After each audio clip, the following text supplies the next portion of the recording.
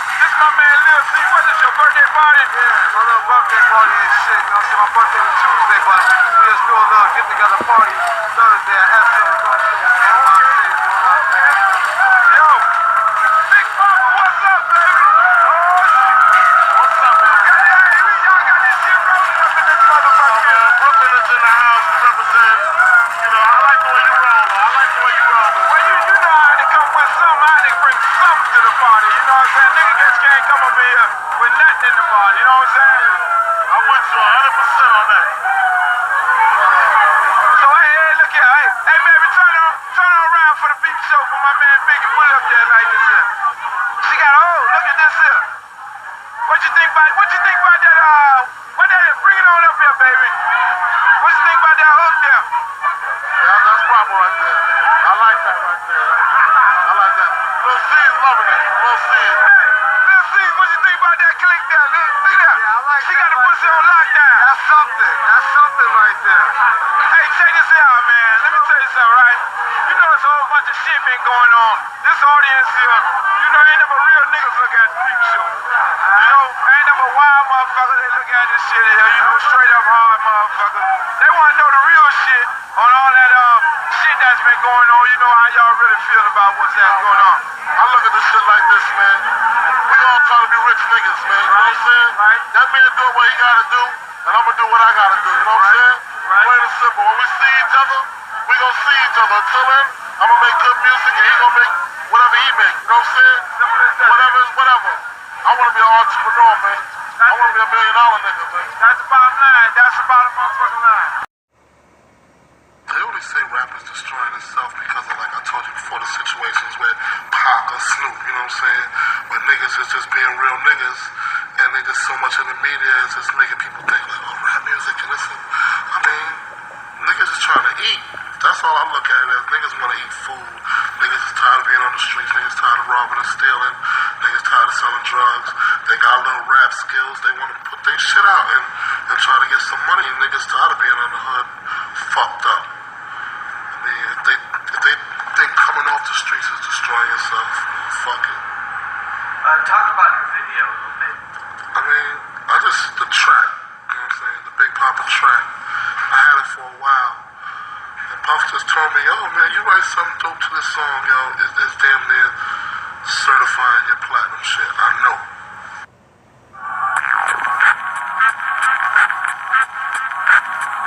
Hey, it's the Rap City thing here live with my man, Biggie Smalls, Notorious B.I.G. What up, Big what up, Papa what up? himself. What's up, dog? Chillin'? What's happening? Finally, we finally get to sit here and kick it on my jump. It's my man right here, too. All love, Same bumping heads. let's get right into it. I need to get right into it. It's all kinds of stuff, all kinds of questions I got. First, let's get onto this album. It's 1997. Hip hop is popping. Lovely. One of the major players in this thing. What are you coming with now? Well, I got the Life After Death double CD dropping March 25th. And I just want my spot back, you know? I chilled, came out with the Ready to Die. Everybody was feeling it. You know what I'm saying? And I rested for 2 years, worked on the Junior Mafia.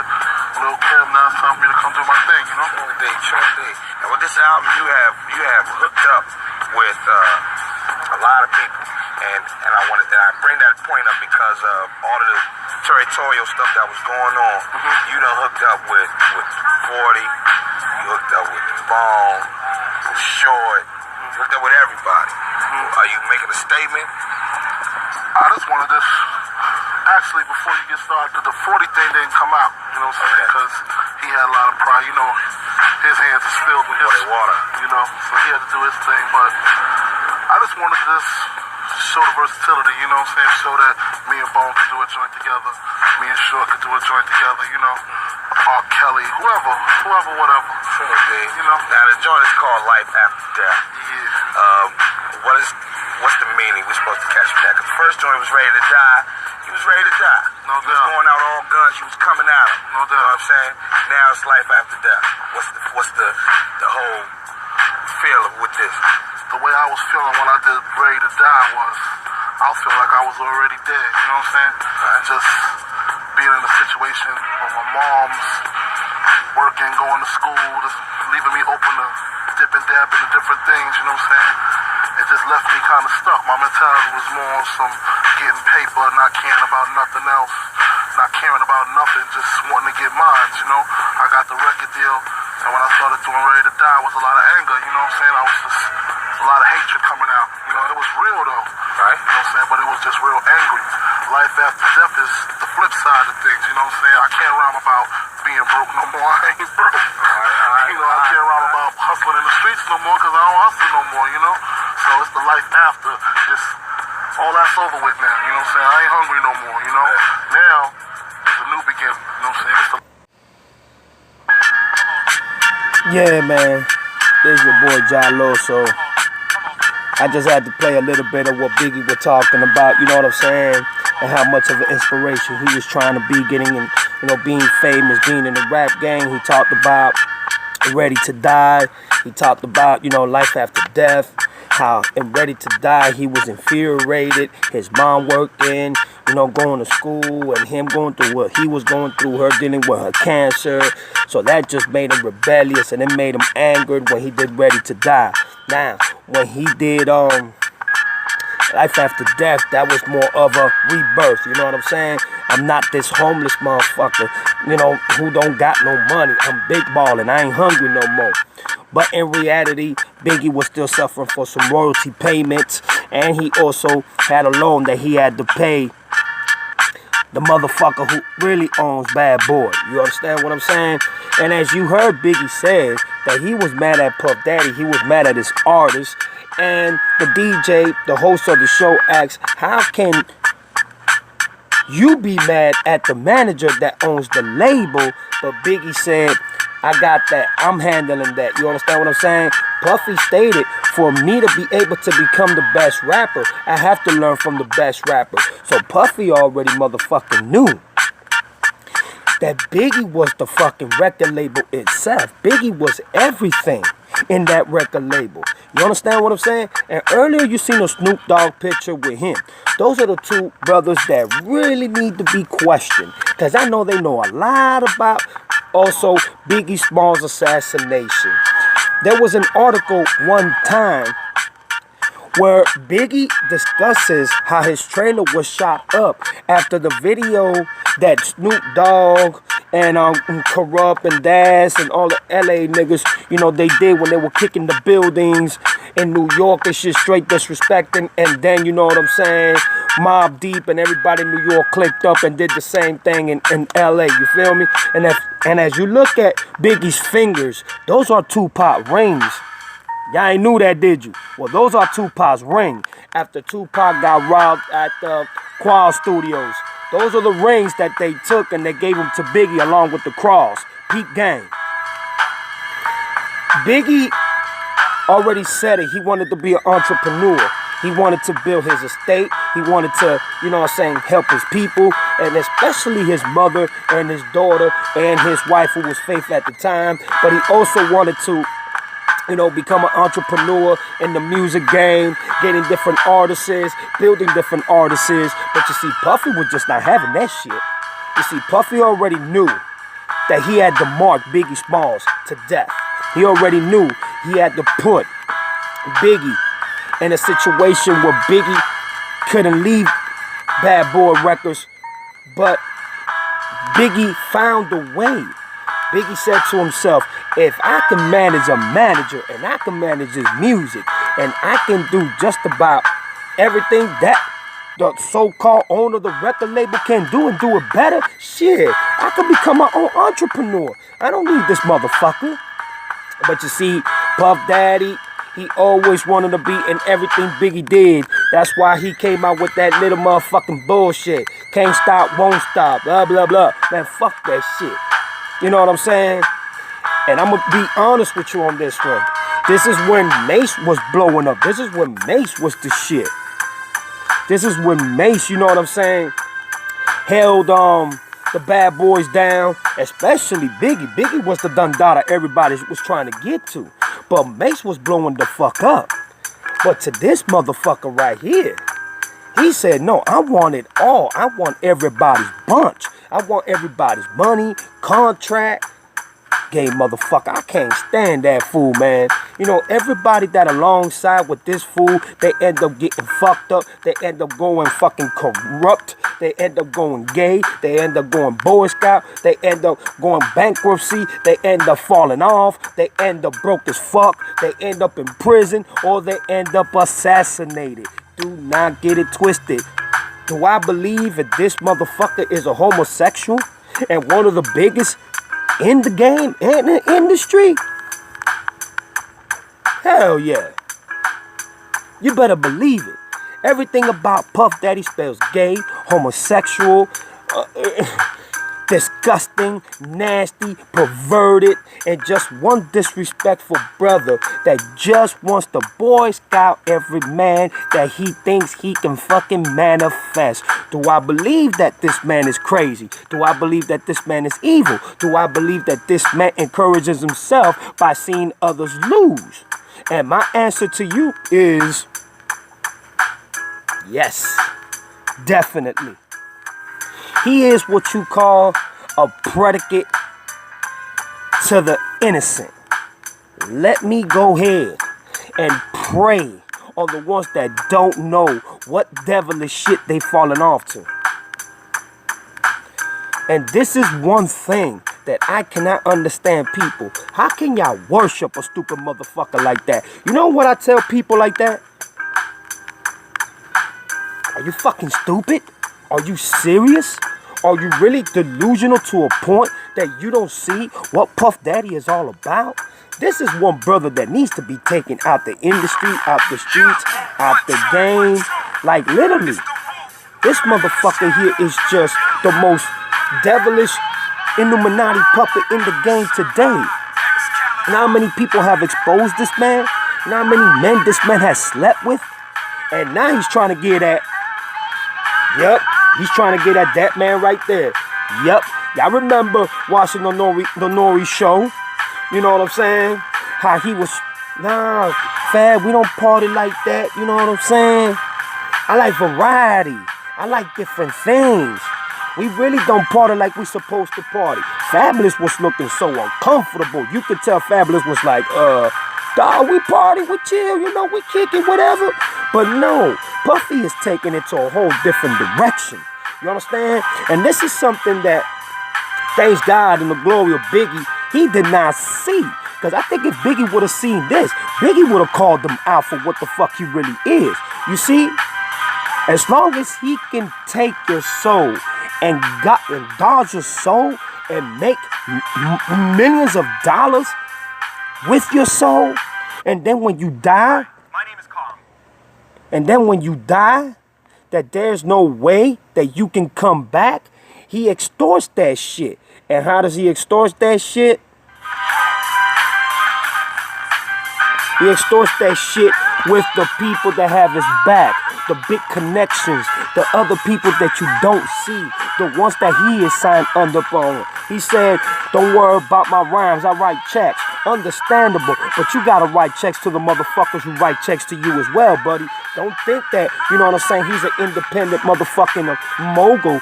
No, there's people behind this motherfucking rap mogul. There's people behind legends. There's people behind these artists that are out today, or movie stars and athletes and basketball players and football players. They control every aspect of what the fuck you do. So for this man to still be up today, it's fucked up. Like, really. It really hurts to show how bad and pathetic this shit really is. You know, see? The man is wearing glasses on a daytime. Probably he doesn't want to let you see how shameful and how guilty and how fucking disrespectful and how much of a devilish motherfucker this man really is. I'm glad that Biggie didn't have to see or go through what the fuck this man was plotting to do to Biggie Smalls, which he already did. He accomplished that. He murdered him. He assassinated him. But you know what? This motherfucker's main concern is this. More money, more problems. Don't get it twisted. Biggie was always talking about situations with niggas he had beef with, and I know he had beef with Puff Daddy when it came to royalties and money that he was expecting from the record labels in the industry and Puff Daddy himself. Do not get it twisted. That was Puff Daddy's agenda. More money, more money, more money. That drove Biggie into a motherfucking what? Into a frenzy. I want my motherfucking money. I don't care if it's from you. I don't care if it's from the record label. I don't care if it's from the industry. I don't care if it's from my enemies. I want what the fuck belongs to me because I worked hard for it. I built this craft. I built Bad Boys to what Bad Boy was at the time. And you know what? Puffy always had a backup scheme plan through all scheme of things to take out Biggie Smalls. It wasn't long enough when Biggie went to California, the biggest mistake of his life, to go do the opening and, you know what I'm saying, the after party of Hypnotize and going back to Cali.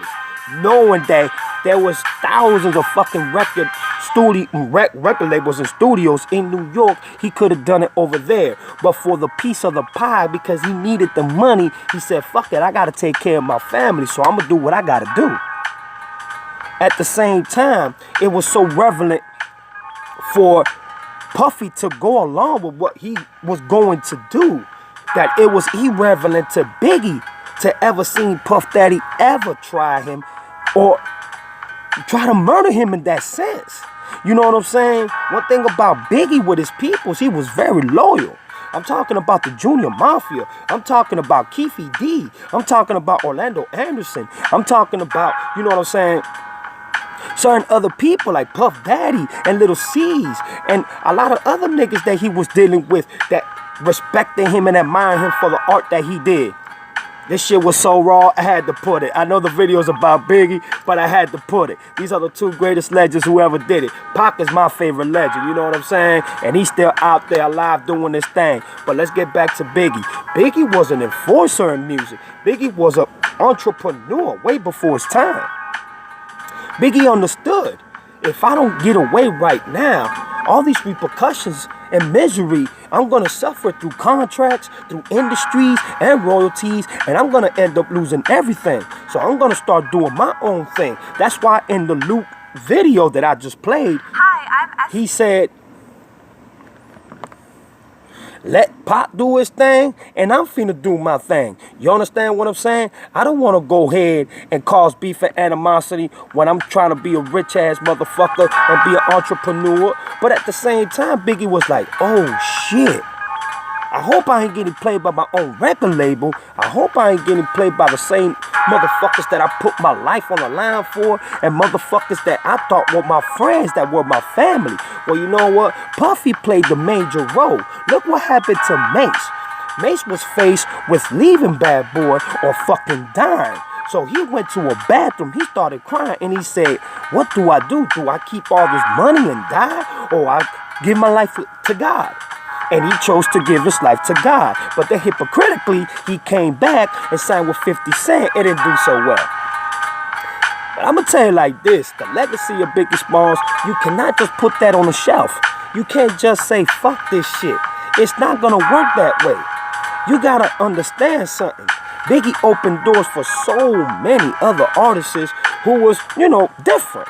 And even heavy set, like Big Pun. I gotta do videos about Big Pun too. That's my nigga right there. And that nigga's skills was fucking ridiculous. You see, this is Puff Daddy a couple of days ago. You see what I'm talking about? This man is living off of Biggie Smalls. And I say living off of Biggie Smalls because if Biggie would have never died, Bad Boy would never be where they at today. I think Biggie and Tupac's record labels would have skyrocketed and they would have been the entrepreneurs of hip-hop. But you already know that Cointemplo, the FBI, and the CIA was watching them. So you see, it was all a dream for Biggie. He never expected to be at the top. You know what I'm saying? At the boredom of shit. I'm the man of New York. I'm the man of hip-hop. I'm the man of motherfucking Brooklyn. Of Southside Jamaica, Queens, Manhattan. Spanish Harlem, Lennox, Abraham, Washington. You know what I'm saying? And the list goes on and on and on and on and on. But you know what? That dream ended quickly because this man had other plans. This man had other agendas. And the people that were working with him and supporting him also had other agendas. I'm talking about from Jimmy Iovine, from Ted Fields, from the real owner of Bad Boy's record label. I forgot his name, but he's a devilish ass motherfucking white boy. Old white man, but very devilish. Talking about that now he wants to open up to a sexual relationship and get married with a man because he feels that he's gay 100%. So what does that say about the criteria and just the so-called hip-hop status of today? You know what it says? It is a gay mafia. It is a gay institutional fucking hip-hop trap.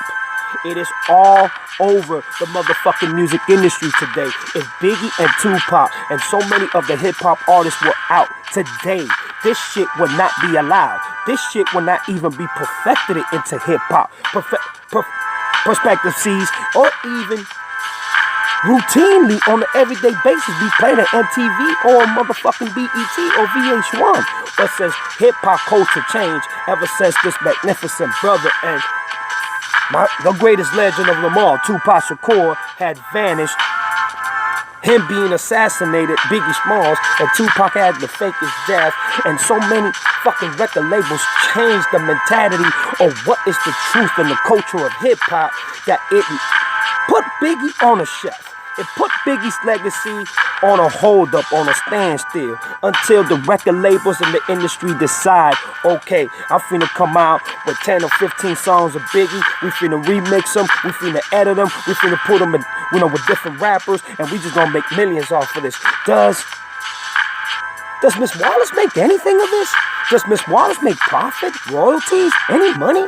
Does his daughter? Does his wife? Who just married Stevie J? I don't know why in the fuck. But I know Biggie Smalls right now is probably rocking in his motherfucking grave. But come on. Are you really serious? Are you really that fucking dumb to believe that Biggie Smalls would have not been pissed of how the game is really trending today? And especially with that motherfucker right behind him, Jay-Z, the owner of so much, and the brother is fucking quadruple filthy rich now, but he also has to answer to a motherfucker. He also has to pay a big bill to a bigger motherfucker. It's like paying rent. You gotta be responsible and accountable for the things that you are owner to and have to do. So in reality, you know what happened in this picture? You know what happened in this scenario? Biggie Smalls got played like a fool. Biggie Smalls understood in some way, in different several occasions, that when Pac died, he felt he was next. He knew something was happening. It did not make no motherfucking sense that everybody within his corner or everybody that was surrounding him or even people that he knew from LA were fucking dying and getting murdered back to back to back. And for the LAPD to confirm that P. Diddy had nothing to do with that. And P. Diddy had nothing to do, you know what I'm saying, with both murder, orchestratedly the murders. They are some big pile of shit. I don't believe that at all. Puffy had everything to do with these two brothers having to depart from here. One is assassinated, which was his artist. But Biggie says that he was his artist. So you see, Puffy really never had everything under control the way that he wanted when Biggie was there. It was Biggie who really had the motherfucking Bad Boy, you know what I'm saying, record label on the standstill and in the hold up. And you know, he was the one that made the moves. He was the one that put the songs. He was the one that put the lyrics. He was the ones that put the people to go and the songs that were right for them. I mean, the dude was just fucking spontaneous. But you see, Puff Daddy learned from that. He was like, shit, I'm a fucking executive producer. I'm a motherfucking owner to a fucking record label, and I don't know as much as fucking Biggie does. No. You see, Puffy knew the money side, the contract side, the check side. You understand what I'm saying? That's what he knew. You don't see how guilty this man actually looks in every fucking video he does, or all the pictures he takes, and all the Instagram and YouTube and Facebook shit that he does. Bruh, this man took away the baddest motherfucking rapper in New York history. And he did it to profit his fucking pockets. He did it to collaborate and to fucking elaborate his own craft. And his craft is eating men. His craft is destroying and taking your soul. That is his craft. That is his monument. That is his mentality. And get, boys to do sexual activities and homosexuality things. That's why these private parties, rappers, and entrepreneurs that caught Puff Daddy with men, kissing up on each other, hugging up on each other, caressing and fucking talking sexy to one another. I mean, this dude is a monster. This dude is really a fucking beast. But nobody wants to partake that. You understand what I'm saying? So you know what? For those who follow this fucking clown, for those who follow this stupid son of a bitch, I got one thing to tell y'all. One thing. Y'all gotta be.